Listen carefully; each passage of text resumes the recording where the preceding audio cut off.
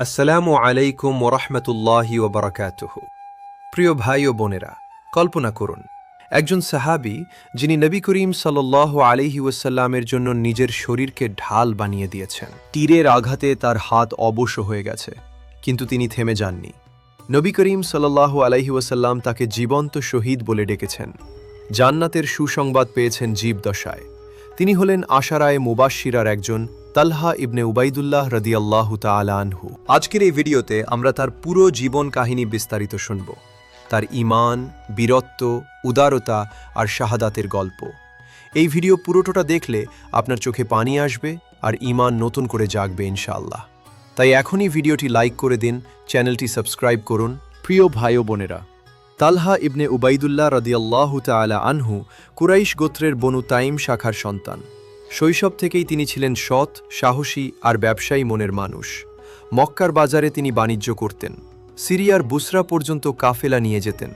একবার বুসরার বাজারে তিনি এক সন্ন্যাসীর সাথে দেখা করেন। সেই সন্ন্যাসী বললেন, মক্কায় আহমদ নামের একজন নবী আসবেন, তিনি শেষ নবী। এই কথা তালহা রাদিয়াল্লাহু তাআলা আনহুর হৃদয়ে গেঁথে গেল। মক্কায় ফিরে তিনি খোঁজ নিলেন। আবু বকর রাদিয়াল্লাহু তাআলা আনহু তাঁকে নিয়ে নবী করিম সাল্লাল্লাহু আলাইহি ওয়াসাল্লামের কাছে নিয়ে গেলেন। সেখানে কুরআন শুনে আর ইসলামের সৌন্দর্য দেখে তালহা রাদিয়াল্লাহু তাআলা আনহু ইসলাম গ্রহণ করলেন। কুরাইশরা এতে খুব রেগে গেল। তালহা রাদিয়াল্লাহু তাআলা আনহু আর আবু বকর রাদিয়াল্লাহু তাআলা আনহুকে একসাথে বেঁধে মারধর করা হতো। এই নির্যাতনের কারণে তাদের দুইজন একসাথে বাধা বলে ডাকা হতো। হিজরতের সময় পথে নবী করিম সাল্লাল্লাহু আলাইহি ওয়াসাল্লামের সাথে দেখা। তিনি তাদের দুজনকে সিরিয়ার সুন্দর কাপড় পরিয়ে দিলেন।